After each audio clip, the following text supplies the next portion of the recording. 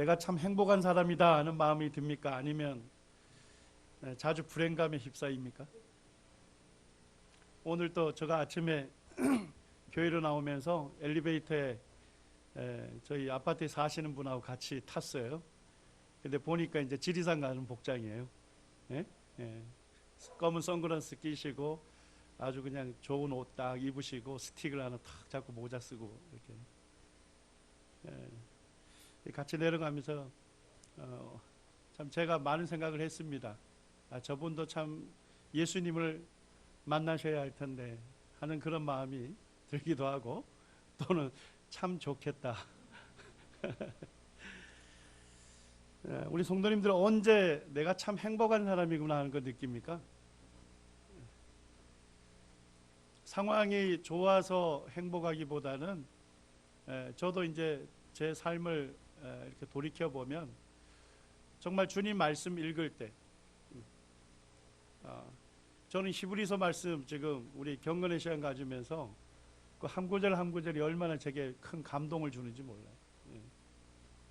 참 그 한 구절 특별히 아침에 읽었던 것 중에 제 마음에 참 깊은 감사가 되는 그 구절을 하루 종일 암송을 하면서 참 주님이 내게 주신 소망들을 생각하게 될 때 참 제 마음에 난 정말 행복한 사람이구나 그런 마음이 가득 차는 것을 이렇게 느낍니다.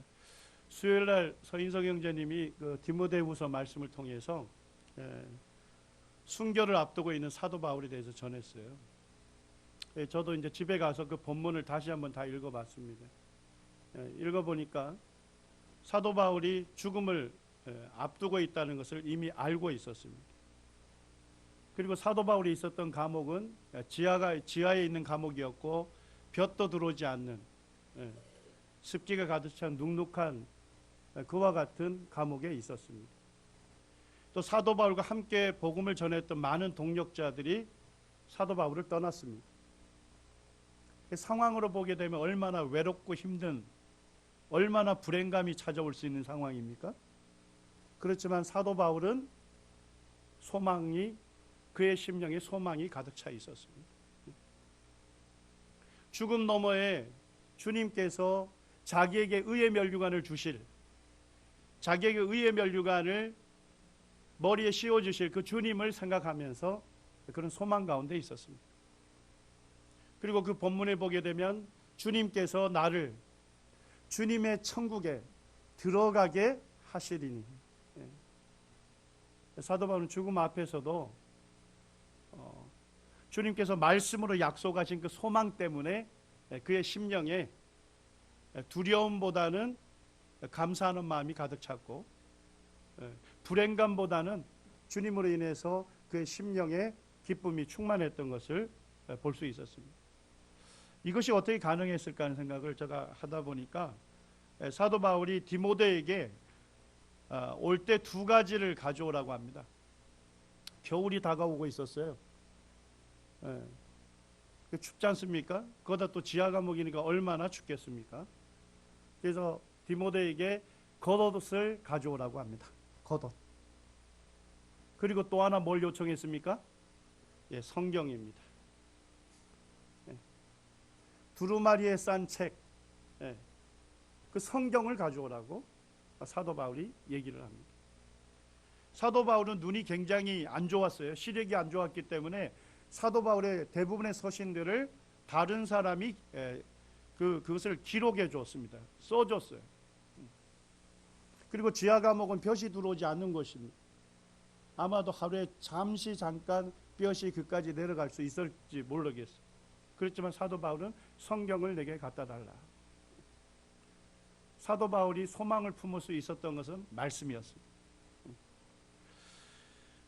제가 가끔 이제 책을 읽다 보면 한 분에 대한 얘기를 듣습니다. 특별히 원수를 사랑하라, 원수를 용서한 사람의 대표적인 인물로 코리 텐 붐이라고 하는 자매를 얘기합니다. 자매님은 이 코리 텐 붐이라는 자매님이 자주 등장해요.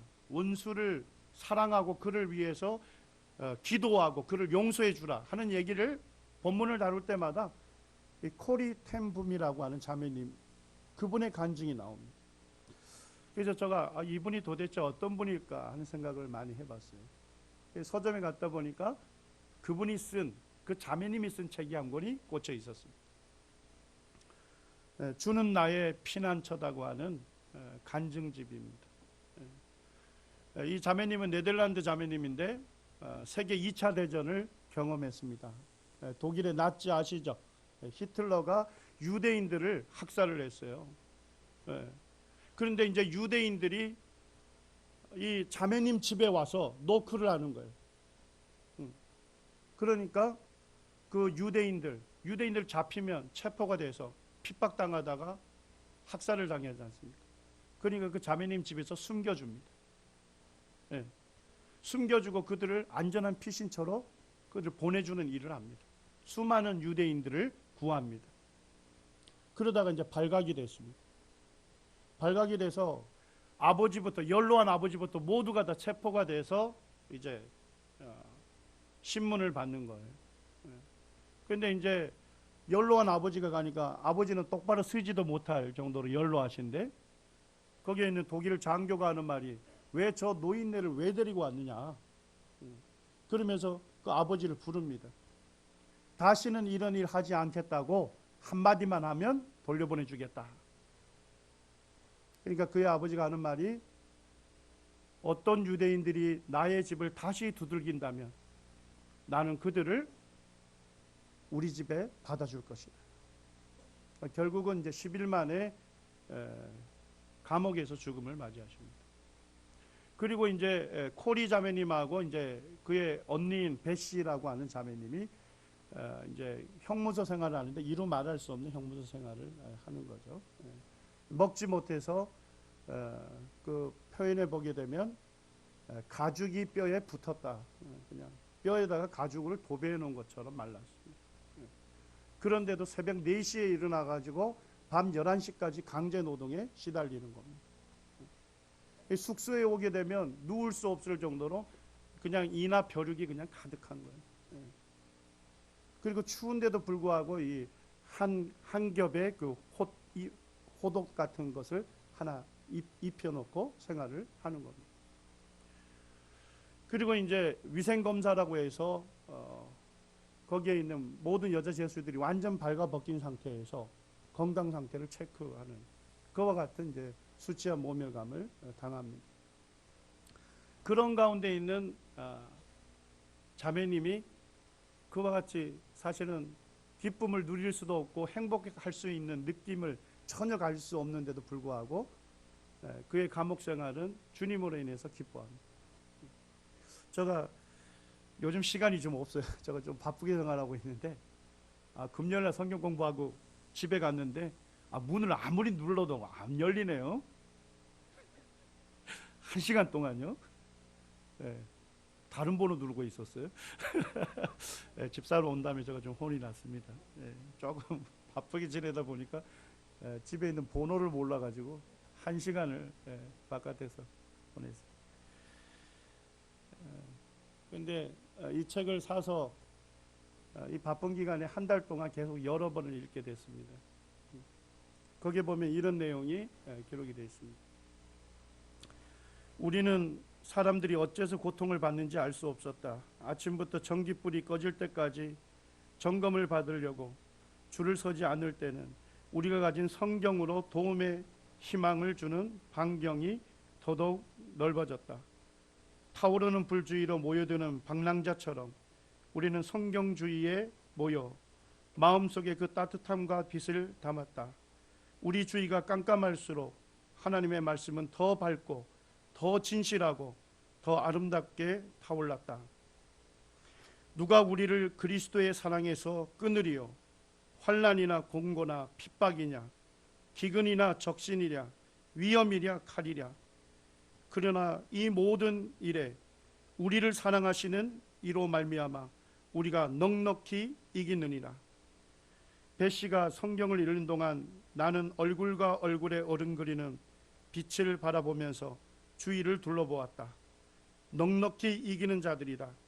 이것은 꿈이 아닌 현실이며 우리가 그것을 알고 있었다. 우리는 매 순간 그것을 체험하고 있었다. 우리는 공고나 핍박이나 기근을 넉넉히 이기는 자들이다. 우리는 이기리라가 아니다. 이미 이겼다. 예. 자기와 함께 있는 죄수들, 사실은 자기가 죄를 범해서 감옥에 있는 것이 아니라 그들이 의로운 일 때문에 감옥에 갇히게 된 그런 사람들이 말씀으로 인해서 위로를 받고 있습니다. 그 다음에 보니까 배시나 내가 성경을 펴고 다른 나라 사람들을 위해 네덜란드 말이 아닌 독일어로 크게 번역해 주었다. 그 말씀은 다시 불어로, 네덜란드 말로, 러시아 말로, 체코 말로, 다시 네덜란드 말로 전달되었다. 전등 불빛 아래서 갖는 그 예배는 바로 천국의 작은 시사회였다. 다시 한번 하나님의 진리는 어둠 속에서 더욱 분명하게 빛나는 것을 알았다. 하나만 더 읽어드리겠습니다.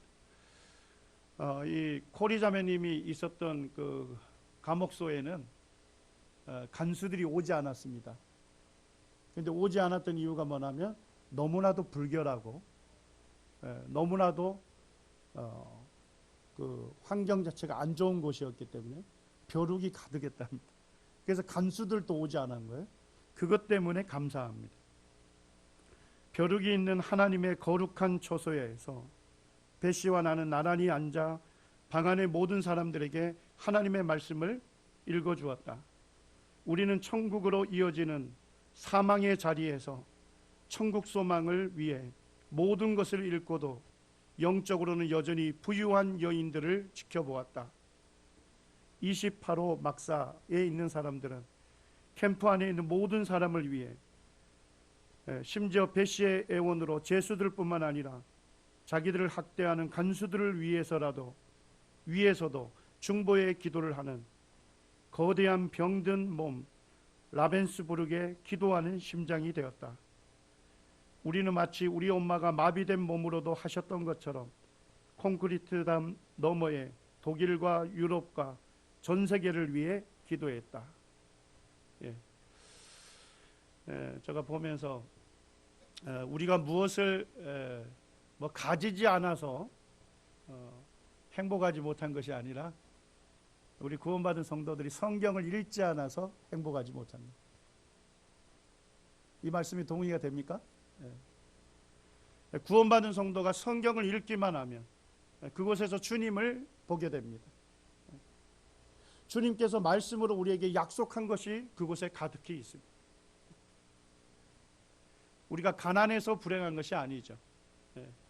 남보다 가진 게 없어서 불행하기보다는 나를 구원해 주신 주님을 기억하지 못하기 때문에 불행한 것이죠. 주님이 나에게 약속으로 주신 그 소망들을 붙들지 못하기 때문에 불행한 것이죠. 우리 성도님들 계속 성경을 잘 읽고 계십니까? 올해 우리 남원교회 목표가 성경 일독입니다. 성경만이 우리 구원받은 성도들에게 기쁨을 줄 수 있습니다. 행복하게 할 수 있습니다. 삶을 윤택나게 할 수 있습니다. 불신자들이 볼 때 야 나도 저 사람처럼 살아야 되겠다. 다른 데 있지 않습니다. 성경을 읽는 데 있습니다. 주님을 자주 만나는 데 있습니다. 복음이 전해지는 것입니다. 그렇지만은 이 성경을 읽지 아니하면 구원받은 성도일지라도 천국이 이미 보장이 되어 있고 확정되어 있는 성도일지라도 불행에 젖어 살게 되는 것입니다.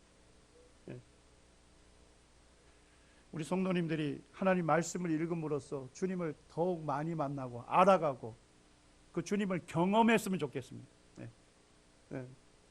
성경책 속을 통해서만 보는 주님이 아니라 내 삶 속에서 주님을 만나는, 내 삶을 붙들고 계시고 내 삶을 인도하시고 책임져 주시는 주님, 그 주님을 우리가 만나고 그분을 노래했으면 좋겠습니다. 오늘 다니엘서 11장 말씀을 짧게 나누겠습니다.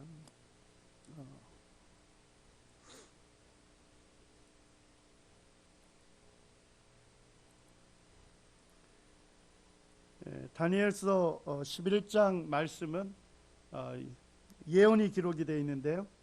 성경학자들은 구체적으로 135가지가 이 한 장에 기록이 되어 있답니다.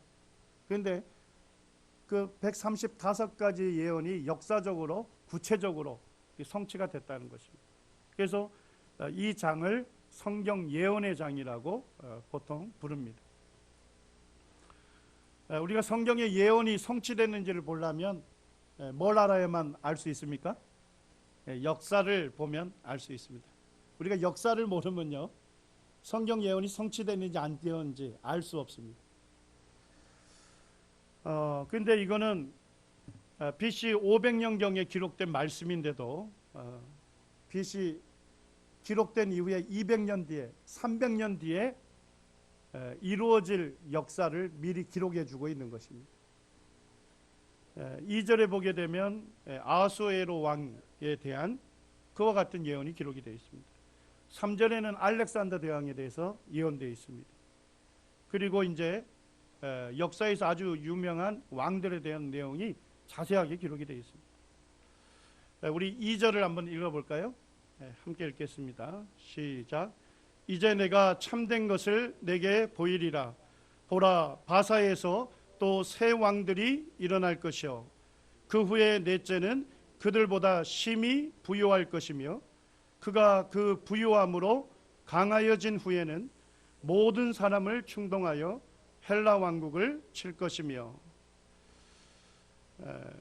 여기 보면 예언이 기록이 되어 있는데요, 바사에서, 바사는 어느 제국이죠? 우리가 교과서에서 페르시아 제국이라고 배웁니다. 페르시아 제국에서 새 왕들이 일어난답니다. 그런데 그 후에 넷째는, 네 번째 왕은 그들보다 심히 부요하다. 그가 부요함으로 강하여진 후에는 모든 사람을 충동해서 헬라 왕국을 칠 것이다. 이렇게 예언되어 있습니다. 헬라 왕국은 어느 나라입니까? 그리스의 제국을 얘기하는 거죠. 그리스를 칠 것이다, 이렇게 예언되어 있습니다. 역사적으로 보면 페르시아 왕의 그 연대순을 제가 써놨습니다. 1대 왕이 고레스 왕입니다. 그 다음에 2대가 캄비세스 왕입니다. 그 다음에 3대가 다리우스 1세라 해서 우리 성경에는 다리오 왕이라고 나옵니다. 유대인들의 성전이 이 다리오 왕 때에 완성이 됐습니다. 그리고 네 번째 왕은 누굽니까? 아하수에로 왕입니다. 역사에서는 헬라어로 크세르크세스 1세 이렇게 얘기하는데 똑같은 왕입니다. 아하수에로 왕은 히브리어로 발음한 것입니다. 근데 이 아하수에로 왕이 앞선 세 명의 왕보다 굉장히 부유하고 강해질 거라고 얘기하고 있죠. 실제 보면 페르시아에서 가장 넓은 땅을 차지한 왕이 아하수에로 왕입니다. 아하수에로 왕의 왕비가 누군지 아시죠? 에스더. 죽으면 죽으리라 하는 믿음의 여인이었던 에스더의 남편이 아하수에로 왕입니다. 그래서 보면 그리스부터 해가지고 아프리카 쪽은 이집트 제국까지 다 점령했어요. 그 다음에 아시아권을 다 점령하고 어디까지 점령했냐면 인도까지 정벌 했습니다. 엄청난 대제국을 이뤘던 왕입니다. 그런데 얼마나 부유했는지요? 에스더 1장에 나오죠. 당시에 아하수에로 왕이 수상궁에서 즉위하고 왕위에 있은 지 제3년에 그의 모든 지방관과 신하들을 위하여 잔치를 베풀었습니다. 페르시아와 메대의 장수와 각 지방의 귀족과 지방관들이 다 왕 앞에 있는지라. 왕이 여러 날 곧 180일 동안에 그의 영화로운 나라의 부함과 위엄의 혁혁함을 나타내니라. 자, 잔치를 벌였는데 며칠간 벌린 거예요? 180일간. 자기 제국에 있는 모든 장수들과 관리들을 다 불러가지고 180일 동안 잔치를 연 겁니다. 그리고 또 후원에서는 지천간의 백성, 뭐 부유하든 가난하든 모든 백성들을 위해서 일주일간 또 잔치를 엽니다. 얼마나 부유한지 아시겠죠? 이때 잔치를 연 목적이 뭐냐면 헬라 왕국을 치기 위해서입니다. 그리스 제국을 치기 위해서 그때 사람들의 마음을 이렇게 충동했다. 동의를 구하고 그렇게 해서 이제 헬라 왕국을 치게 됩니다. 세계 4대 해전 중에 하나가 이순신 장군이 들어가죠. 근데 성경에 기록된 건 뭐냐면 아하수에로 왕이 이 해전에 참여했습니다. 그게 뭐냐면 살라미스라고 하는 해전입니다. 그때 아하수에로 왕은 800척의 군함을 동원했습니다. 그런데 그리스에서는 몇 척밖에 안 됩니까? 380척이 붙었는데 800척이 완전히 다 완파된 겁니다. 이게 세계 해전에 기록이 되어 있습니다. 그런데 이 말씀이 미리 성경에 예언되어 있는 겁니다. 네 번째 왕인 아하수에로 왕이 헬라 왕국을 칠 것이다. 이렇게 예언되어 있는데 실제로 전쟁을 일으켰고 이 전쟁에서 패하게 되는 것입니다. 3절 말씀에 보면 우리가 잘 알 수 있는 인물이 예언되어 있습니다. 장차 한 능력 있는 왕이 일어나서 큰 권세로 다스리며 자기 마음대로 행하리라. 그러나 그가 강성할 때에 그의 나라가 갈라져 천하 사방에 나누일 것이나 그의 자손에게로 돌아가지도 아니할 것이요. 이렇게 되어 있습니다. 자, 이 왕이 누굽니까? 알렉산더 대왕입니다. 그리스 제국의 알렉산더 대왕이 어떻게 합니까? 몇 년 만에 세계를 다 정복했어요? 9년 만에 23살에 왕이 됐습니다. 그런데 32살에 인도까지 정복을 한 겁니다. 그렇게 정복했는데 그가 언제 죽었습니까? 가장 힘이 강할 때 죽었습니다. 4절에 보니까 그가 강성할 때에 그의 나라가 갈라졌다. 이렇게 되어 있습니다. 실제로 알렉산더 대왕은 인도까지 다 정벌한 다음에 더 이상 이제 정벌할 땅이 없어가지고 바벨론으로 돌아왔습니다. 그런데 바벨론에 돌아오자마자 열병으로 인해서 사망하게 됩니다. 그리고 그 알렉산더 제국이 자식에게로 넘어갔을까요? 자식에게로 못 넘어갑니다. 자식이 한 명이 있었습니다. 알렉산더 4세가 있었는데 알렉산더 부하 장수 중에 카산더라는 장수가 알렉산더 4세를 죽입니다. 그러니까 왕위가 자식에게 뭐하지 못하죠? 승계되지 못했습니다. 그리고 그것이 어떻게 됐습니까?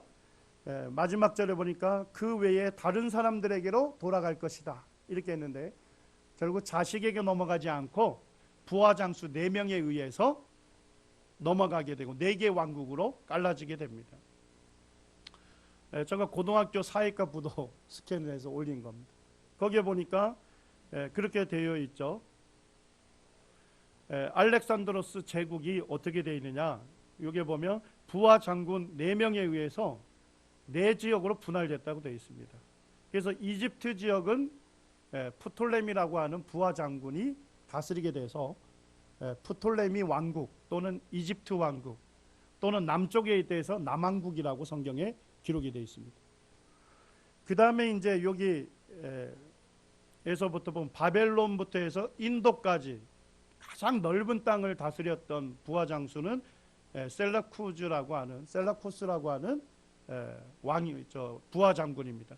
그래서 셀레쿠스 왕국을 형성하고 성경에서는 이거를 북왕국이라고 표현하고 있습니다.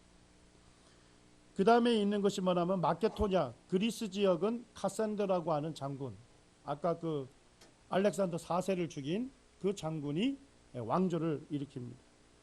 그 다음에 이제 나머지 보면 터키 있는 이쪽에 그쪽은 이제 리시마코스라고 하는 장군이 그 지역을 점령하게 됩니다. 자, 그럼 알렉산더 제국이 몇 개의 왕국으로 나눠졌죠? 4명의 부하에 의해서 4개의 왕국으로 갈라지게 됐죠. 이 성경 예언을 구체적으로 응하게 된 것입니다. 5절에 보면 이렇게 기록이 되어 있습니다. 남방의 왕들은 강할 것이나 그 군주들 중에 하나는 그보다 강하여 권세를 떨치리니 그의 권세가 심히 클 것이다. 이렇게 되어 있습니다. 남방의 왕들은 어디 얘기하죠? 프톨레미 왕국 이집트를 얘기합니다. 자, 이 남방의 왕들이 강해서 예루살렘을 100년 동안 통치하게 됩니다. 그런데 네 개 왕국 중에서 가장 권세를 떨쳤던 왕은 누굽니까? 셀루쿠스 왕국이죠. 이 왕국 두 개가 이제 계속 전쟁을 치르게 되는 겁니다. 이 전쟁을 역사책을 제가 읽어봤더니까 시리아 전쟁이라고 이름을 붙이고 7번의 전쟁이 있었습니다. 1차에서 7차까지. 근데 제가 성경을 읽으면서 놀랐던 건 뭐냐면 실제로 역사적으로 전쟁이 있었는데 그걸 아주 세밀하게 다 예언을 해놓은 거예요.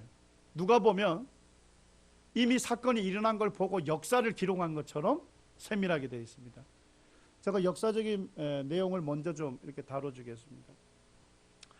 화살표는 무슨 뜻인지 알겠죠? 어느 나라에서 먼저 전쟁을 일으켰냐 이거예요.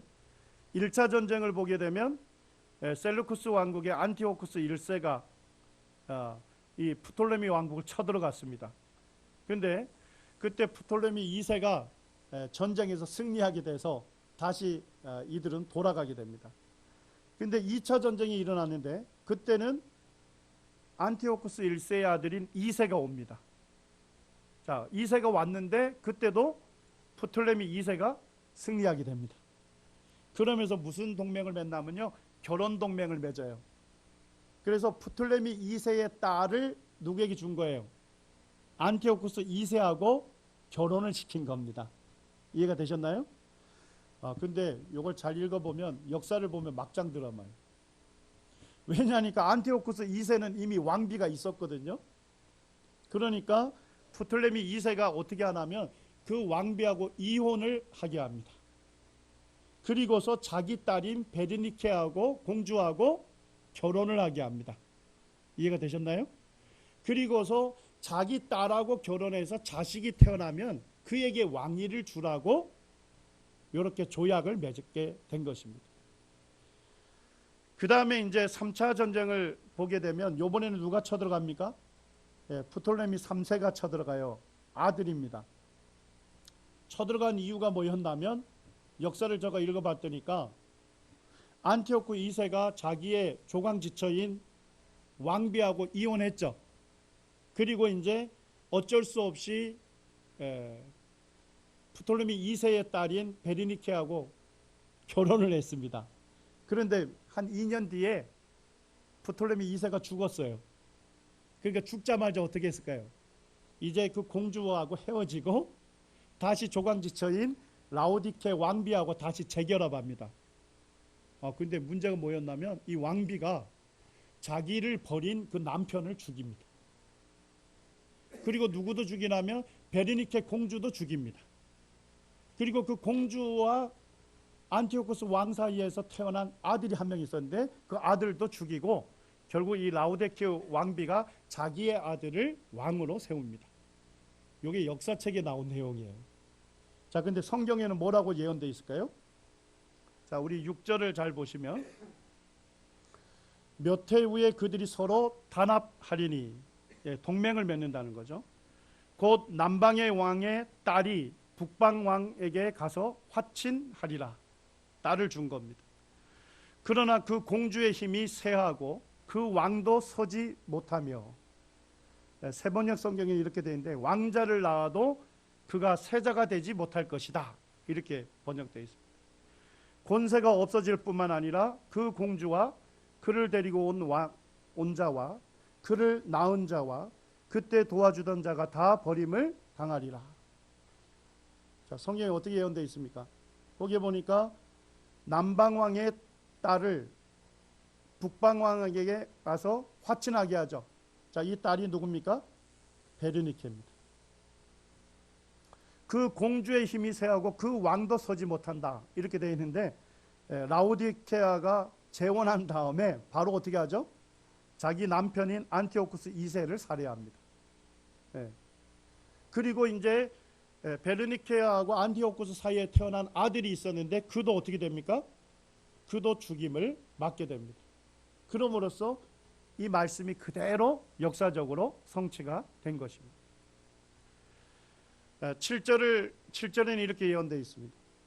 그러나 그 공주의 본 족속에게서 난 자 중에 한 사람이 왕위를 이어 권세를 받아 북방 왕의 군대를 치러 와서 그 성에 들어가서 그들을 쳐서 이겼다. 이길이라고 이렇게 예언되어 있죠. 자, 그 공주의 본 족속은 어디입니까? 자, 베르니케 공주는 어느 나라 사람이죠? 예, 프톨레미아 남왕국 사람이죠. 예, 그의 아버지가 죽자 누가 됩니까? 그의 오빠가 왕이 되는 겁니다. 그런데 가만히 보니까 자기 여동생을 지금 거기에 왕비로 보냈죠. 근데 그 여동생을 죽였잖아요. 그러니까 프톨레미 3세가 베르니케 오빠가 어떻게 되느냐? 전쟁을 일으킨 겁니다. 일으켜 가지고 그때 전쟁에서 승리하게 되는데요. 그때 누가 왕으로 있었습니까? 셀루쿠스 2세고 그의 어머니가 누굽니까? 라오디케 왕비였습니다. 전쟁에서 승리해서 어떻게 되냐면 라오디케, 자기 여동생을 죽였던 그 왕비를 살해하게 되는 거예요. 그렇게 역사에 나와 있는데 이 내용이 그대로 성경에 예언이 되어 있는 거예요. 4차 전쟁부터도 자세하게 예언되어 있습니다. 거기에 보면 안티오크 3세가 프톨레미 4세하고 전쟁을 일으킵니다. 그런데 여기에 보시면 여기가 어딘지 아시겠습니까? 여기 이집트입니다. 여기가 이스라엘이죠. 그 사이에 아라비아 반도가 있죠. 거기 라피아라는 지역에서 안티오크 3세가 패하게 됩니다. 그래서 다시 돌아가게 되는 거예요. 그 다음에 이제 조금 있다가 또 5차 전쟁을 일으킵니다. 근데 그때 일으킨 이유가 뭐냐면 프톨레미 5세가 몇 살 때입니까? 4살밖에 안 된 거예요. 왕이, 적국의 왕이. 그러니까 전쟁을 일으켰는데 이때는 승리하게 됩니다. 그래서 여기 보시면 바니아스 전투에서 승리하게 되는데요. 제가 이스라엘에 갔더니까 바니아스라는 지역이 그 이스라엘의 북쪽에 있어요. 단 지역에. 거기 갔더니 바니아스 폭포가 있더라고요. 그 지역에서 전쟁을 일으킨 겁니다. 그래서 거기에서 전투해가지고 이번에 누가 승리합니까? 안티오크 3세가 승리해요. 자, 3세가 승리한 다음에 어떻게 하냐? 가만히 보니까 적국의 왕이 몇 살밖에 안 돼요. 이제 5살 됐어요. 4살밖에 안 되죠? 5살밖에 안 되니까 어떻게 하냐면 자기의 딸을 그하고 결혼하게 해요. 그러니까 남편이 몇 살밖에 안 된 거예요? 5살밖에 안 된 그 적국의 왕하고 자기 딸하고 결혼을 시켜요. 그런 다음에 이제 이 프톨레미의 왕국을 접수하려고 자기의 나라로 만들려고 이렇게 계략을 짭니다. 그 아내가 누구냐면 그 딸이 누구냐면 클레오파트라 1세입니다.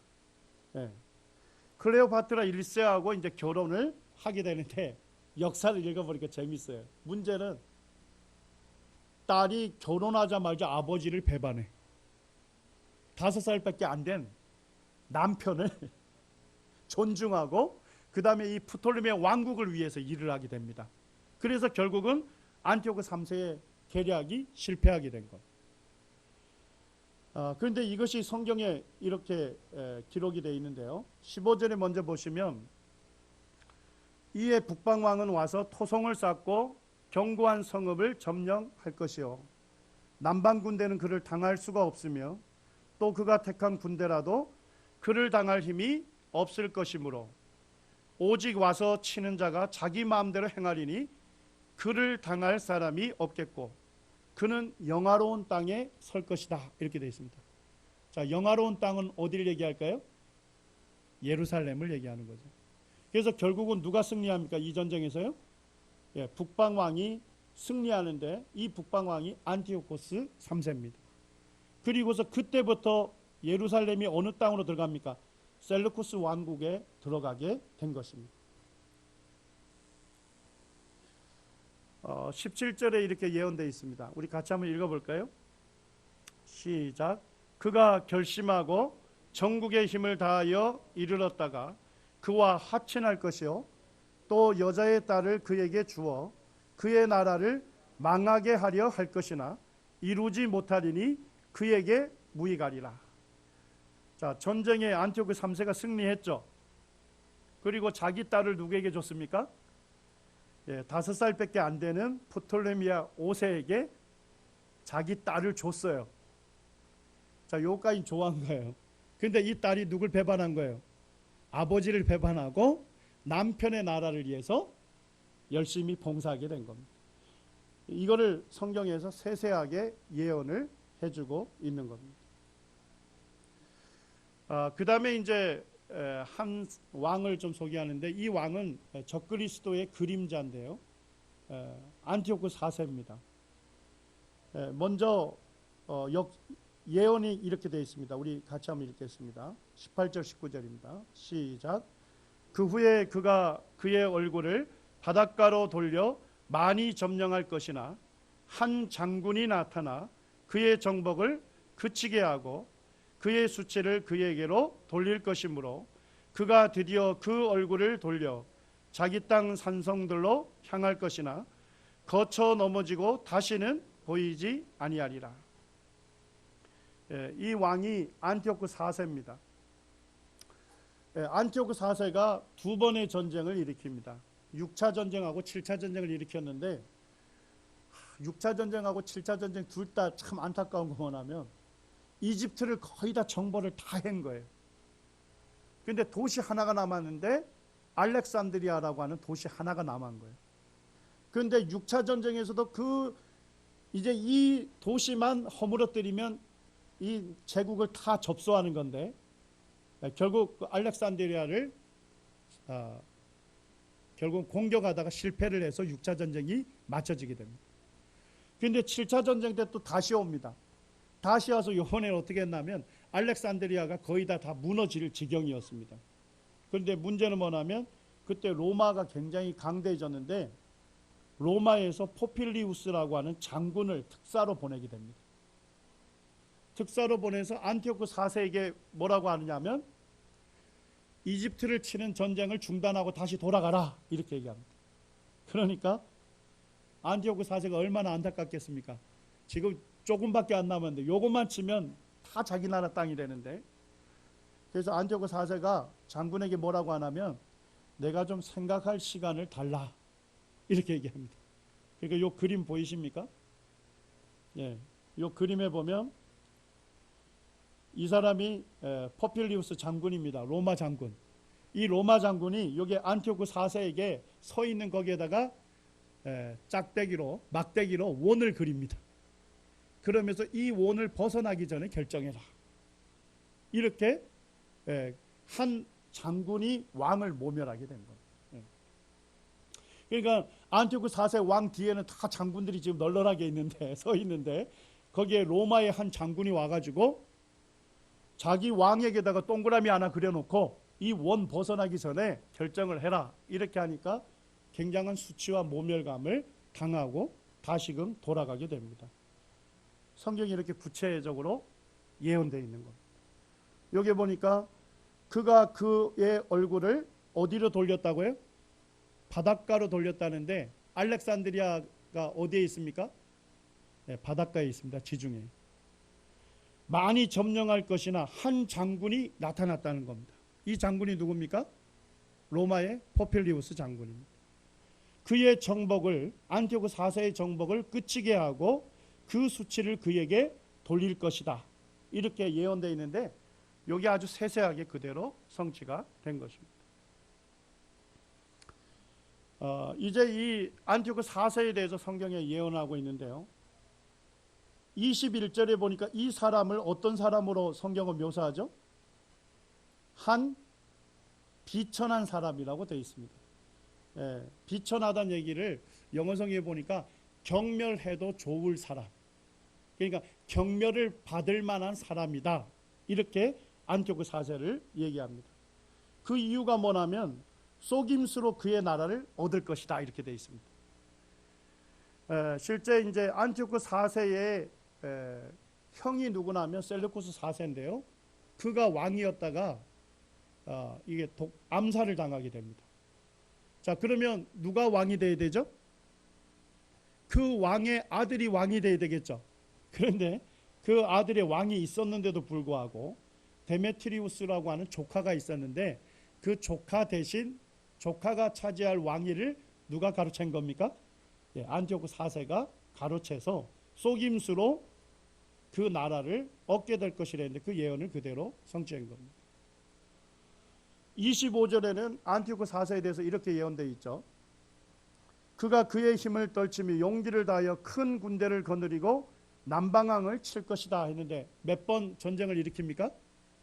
2번이나 일으켰죠. 6차 전쟁하고 7차 전쟁을 일으키게 된 겁니다. 그 다음에 이 인물이 어떤 인물이냐면 왜 적그리스도의 그림자로 보냐면 하나님을 적대했던 인물입니다. 31절을 우리 같이 한번 읽으시죠. 함께 읽겠습니다. 시작. 군대는 그의 편에 서서 성소 곧 견고한 곳을 더럽히며 매일 드리는 제사를 폐하며 멸망하게 하는 가증한 것을 세울 것이며.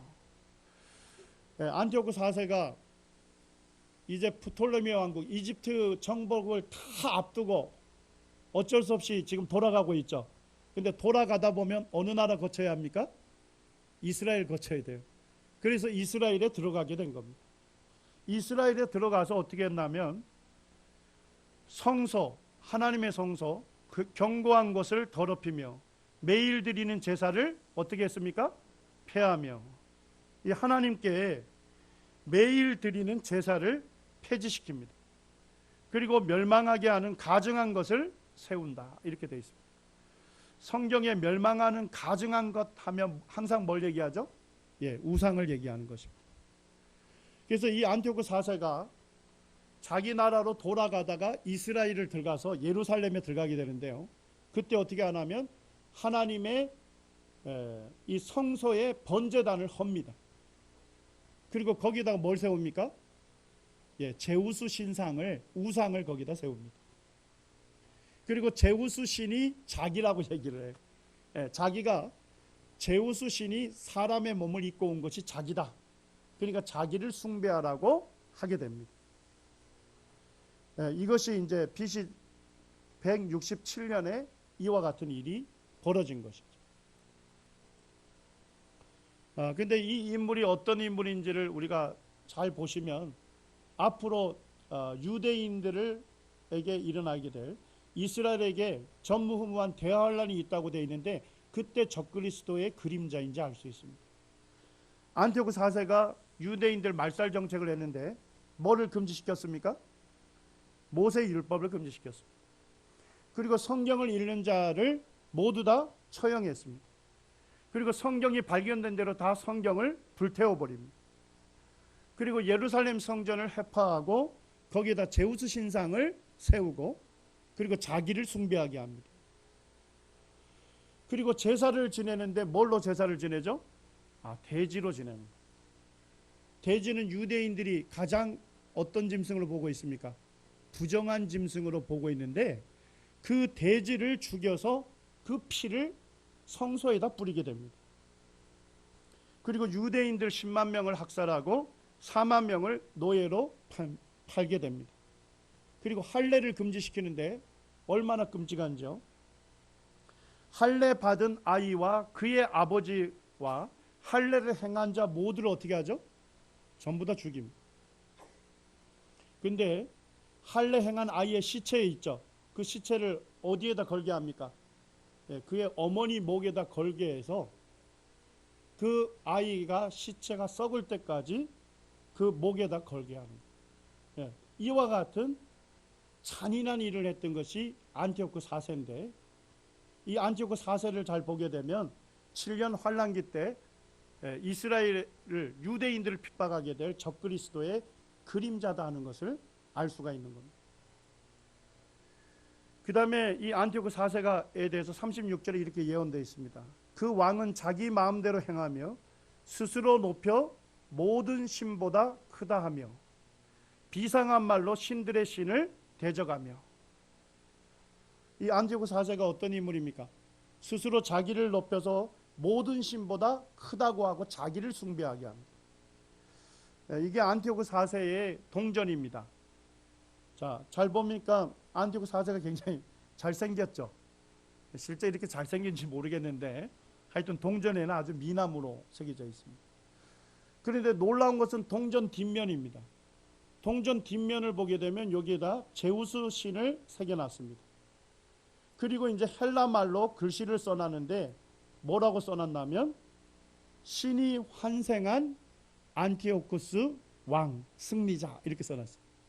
그러니까 자기가 누구라는 거예요. 제우스 신이 나타난 거다. 사람으로 나타난 것이 자기다. 그래서 자기를 숭배하게 한 겁니다. 이 안티오쿠 4세가 자기를 뭐라고 불렀냐면요, 에피파네스라고 불렀습니다. 자, 에피파네스란 뜻이 뭐죠? 신의 현현이라는 건 뭐냐면 신이 나타난 것이 자기다 이런 얘기입니다. 그런데 유대인들은 이 안티오쿠 4세를 뭐라고 불렀는지 아십니까? 에피마네스라고 불렀습니다. 발음이 좀 비슷하죠? 자, 근데 에피마네스는 무슨 뜻입니까? 여기서 이제 제가 강단에서 좀 원색적으로 쓰기 뭐합니다만 미친놈이다. 이런 말로 유대인들은 그 사람을 경멸했던 것입니다. 그런데 32절에 보면 한 인물에 대해서 예언을 하고 있습니다. 우리 같이 한번 읽겠습니다. 시작.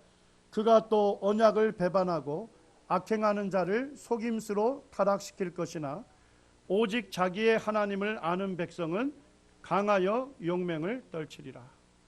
안티오쿠 4세가 속임수로 백성을 타락시킬 것이라고 예언되어 있습니다.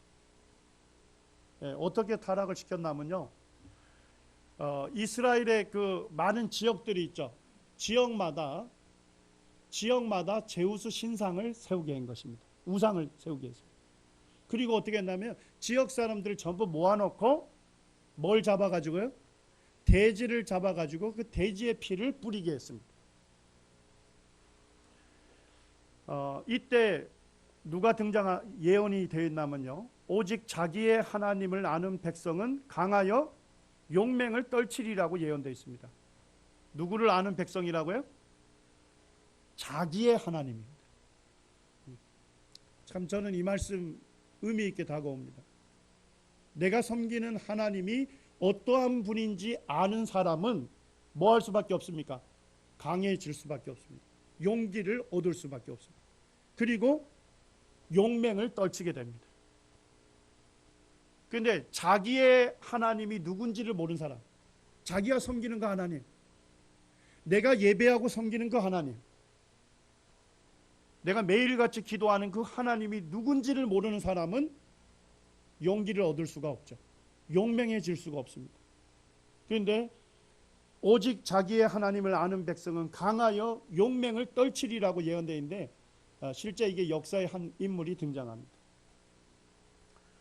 마따디아라고 하는 연로한 제사장이 있었습니다. 그런데 이 제사장은 어디에 살았냐면 예루살렘 변두리에 모딘이라고 하는 마을에 살았습니다. 근데 어느 날 그곳에 이 셀레쿠스의 군인들이 왔습니다. 안티오쿠 4세의 군인들이 오고 그 다음에 그 지방을 다스리는 수령이 함께 옵니다. 그리고 전부 마을 사람들을 모읍니다. 그리고 그 시간에 뭐라고 군인들이 명령을 안 하면 지금 이 제우스 신에게 전부 절하라 이렇게 합니다. 그런데 지금 사람들이 누굴 자꾸만 쳐다보고 있는 거예요. 자기들이 지도자가 누굽니까? 이 연로한 제사장인 마따디아입니다. 마따디아가 앞에서 우상 앞에서 딱 서서 절을 하지 않고 있습니다. 그러니까 마을 사람들이 이거 절을 하지 않으면 바로 죽이거나 핍박을 할 텐데 절을 하려고 하니까 자기들이 지도자인 그 제사장은 연로한데도 불구하고 딱 서서 절을 하지 않고 계속 있는 거예요. 그러니까 그 군인들이 아무리 해도 안 되겠어요. 누굴 먼저 굴복시켜야 합니까? 이 연로한 제사장을 먼저 굴복시켜야 되는 거예요. 그래서 이 제사장에게 먼저 협박을 합니다. 너가 여기서 무릎을 꿇지 아니하면 너를 죽일 뿐만 아니라 너의 아들 5명을 너 보는 앞에서 죽이겠다. 그런데도 마따리아 이 제사장은 굴하지 않습니다. 하나님이 아닌 사람에게, 하나님이 아닌 우상에게 절할 수 없었다. 그러니까 이제 나중에는 회유를 합니다. 너가 한 번만 절하게 되면 그러면 우리가 어떤 물질을 주겠다. 회유를 합니다. 그래도 이 마따디아라는 연로한 제사장이 회유에도 넘어가지 않습니다. 그러니까 어떻게 하냐면 거기에 있는 그 마을의 수령이 말이죠. 자기가 제사를 지내라 합니다. 앞에 나가서 돼지를 잡습니다. 그러니까 마따디아하고 5명의 아들이 어떻게 합니까? 거기에 있는 군인들을 다 무찌르고 그 다음에 이 제사를 지내는 수령을 죽입니다. 그리고서 그들이 산속으로 도망을 갑니다. 근데 산속에 도망을 갔더니까 거기에 누가 있었냐면 핍박을 피해서 숨어들었던 경건한 유대인들이 거기에 모여 있어요. 역사에서는 그 사람들을 하시딤이라고 합니다. 하시딤이라고 하는 경건한 유대인들을 만나게 됩니다. 그리고 그들이 어떻게 합니까? 전쟁을 벌입니다. 그래서 여기에 보면 이 전쟁을 마카비 혁명이라는데 이 마카비라는 말은 망치라는 뜻입니다. 그런데 마따디아의 아들 중에 세 번째 아들이 유다라는 아들이 있었는데 이 유다가 아주 굉장한 게릴라전에 유격전에 아주 능수능란한 거예요. 그래가지고 군인이 있는 지역만 딱 그 길목에서 선택적으로 완전히 군인들을 제압을 한 겁니다. 그래서 사람들이 그를 망치라고 불렀습니다. 우리 저 두더지 게임 해보셨어요? 두더지 이렇게 올라오면 망치로 때리는 거. 그래서 아주 선택적으로 가서 효과적으로 이 유격전을 펼쳐가지고 결국 이 군인들을 물리치게 됩니다. 이 전쟁을 마카비 혁명이라는데 이 마카비에 대해서 성경에 미리 예언돼 있었던 것입니다. 그리고 이제 결국은 전쟁에서 승리해서 BC 164년에 어떻게 합니까? 자기 나라를 다시 독립을 시킵니다. 그리고 무엇을 하게 되냐면 수전절을 지내게 됩니다. 이 수전절이 성경에 딱 한 번 나오죠. 예수님이 수전절날 자기 자신을 뭐라고 계시했습니까? 나는 세상의 빛이다. 수전절이라는 게 뭐냐면 숫자가 깨끗하게 씻을 숫자고 전자가 성전을 얘기하는 겁니다. 그러니까 성전이 더럽혀졌는데 성전을 어떻게 했다는 겁니까? 정결케 해서 하나님께 대한 제사, 예배가 다시 시작이 된 겁니다. 그런데 성전의 제사를 다시 시작하려면 뭐부터 해야 합니까? 성전 안에 불을 밝혀야 하거든요. 그런데 성전에 불을 밝힐 때는 기름을 쓰는데 그 기름을 성유라고 합니다. 거룩한 기름. 그래서 그 기름의 뚜껑에다가 대제사장의 도장이 다 찍혀 있어요. 그런데 그 대제사장의 도장이 훼손이 된 거는 사용을 못 합니다. 그래가지고 이제 성전에 이제 들어가 보니까 모든 것은 다 훼손이 돼 있고 한 병만 훼손이 안 된 거예요. 한 병만 대제사장의 도장이 딱 찍혀 있는 거예요. 그런데 이 한 병은 하루분이랍니다. 하루만 불을 밝힐 수 있는. 그런데 그거를 이제 불을 밝혔습니다. 그런데 이 불을 밝혔는데 이 불이 하루 만에 꺼진 게 아니라 며칠을 밝혔다는 거예요? 8일을 밝혔답니다. 왜 8일을 밝혔냐면 성유를 제작하는 데 걸리는 기간이 며칠이라는 거예요? 8일이랍니다. 그래서 이 성유를 제작하는 기간 동안 한 병의 기름으로 8일 동안 불을 밝히게 되는 놀라운 기적이 생긴 겁니다. 그래서 지금도 유대인들은 이 수전절을 지내는데 여기 보니까 촛대 보입니까? 촛대 전부 개수가 몇 개죠? 9개입니다. 실제로. 왜냐니까 요 가운데 얘는 점화하는 데만 사용되는 촛불입니다. 그리고 매일같이 하루씩 한 개의 촛불을 켭니다. 근데 이때가 언제냐면 크리스마스 그 절기입니다. 그래서 그때 이스라엘을 가면요 집집마다 환하게 불이 밝혀져 있어요. 그래서 그들은 수전절을 빛의 축제라고 얘기를 해요. 그러니까 우리 이제 예수님 믿는 사람들이 가면 이 사람들이 크리스마스를 기념하는가 보다 착각할 정도로 그 기간이 똑같습니다. 그렇게 해서 이제 지키게 되는 겁니다. 그래서 예수님이 수전절날 자신을 뭐라고 계시한 거예요? 내가 세상의 빛이다. 너희들이 지금 빛을 밝히고 지금 어두운 가운데 있던 너희들이 이제 그 나라를 독립하고 이제 성전에 불을 밝혔다고 기념하는데 이 흑암의 권세, 어둠의 권세를 몰아내는 것이 누구다? 바로 세상에 비친 나다. 그러면서 요한복음 8장 12절을 예수님이 계시하신 겁니다. 나는 세상의 빛이니 나를 따르는 자는 어두움에 다니지 아니하고 무엇을 얻는다고요? 생명의 빛을 얻으리라. 예수님을 믿고 따르는 성도는 생명의 빛을 얻게 된다는 것입니다. 우리가 예수님을 믿을 때 영원한 생명을 얻는데, 영원한 생명을 얻은 성도들은 어두움 가운데 거하지 아니하고, 뭔 얘기입니까? 죄악 가운데 거하지 아니하고 빛 가운데 거하게 되는 것입니다. 이제 이것만 좀 살피고 제가 마무리하겠습니다. 지금 이제 11장을 제가 읽어봐도 그냥 성경을 읽은 다음에 역사를 읽으니까요, 성경하고 역사가 똑같은 거예요. 그래서 성경을 비판하는 사람들은 뭐라고 얘기할까요? 야, 그것은 사건이 일어나기 전에 기록한 게 아니라 그 사건이 다 일어난 다음에 다 보고 난 후에 기록한 역사다, 이렇게 비판하는 분들이 있습니다. 근데 제가 살펴보니까 절대 아닙니다.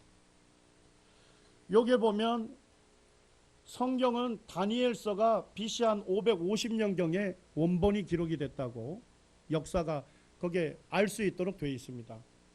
자, 그런데 마카비라는 인물 등장했죠. 그 다음에 안티오쿠 4세가 있는데 그때가 언제입니까? BC 160년입니다. 자, 그런데 BC 250년에 어떤 일이 있었죠? 70인역 성경이라는 게 만들어졌습니다. 자, 구약 성경 원래 무슨 언어로 기록되어 있습니까? 히브리어로 기록되어 있었는데 그 히브리어로 기록된 거를 뭘로 바꾼 거예요? 헬라어로 바꾼 겁니다. 이게 70인역 성경이에요. 자, 그러면 BC 250년에 구약 성경을 헬라어로 번역했으면 원본은 언제 있었을까요? 훨씬 그 이전이겠죠. 맞습니까? 번역본이 이태니까 원본은 훨씬 그 이전입니다. 자, 그러면 마카비 혁명과 안티오쿠 4세가 행한 그와 같은 행적을 다 본 다음에 기록할 수 있습니까? 불가능한 것이죠. 이것은 사건이 일어나기 전에 하나님께서 계시로 예언한 말씀이다 하는 것을 알 수가 있고, 그것이 아주 정확하게 역사 가운데 그대로 성취가 된 것입니다. 우리가 섬기는 하나님 어떠한 분이십니까? 미래에 일어날 일들을 다 아시는 분입니다. 미래의 역사가 누구 손에 있습니까? 하나님의 섭리 가운데 있는 겁니다.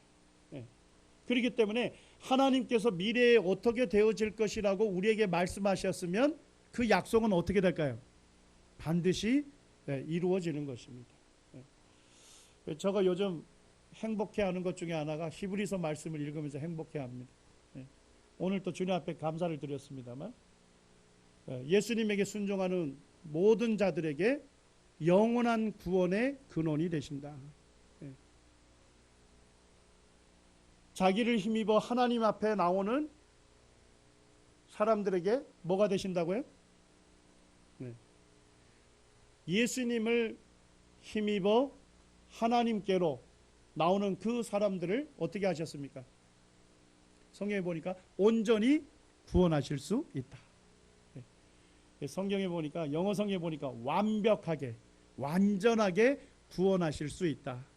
그 이유는 주님께서 우리를 위하여 간구하시기 때문이다, 이렇게 되어 있습니다. 주님 우리에게 약속하신 것은 반드시 이루어질 것입니다. 그 주님께 감사를 드립니다.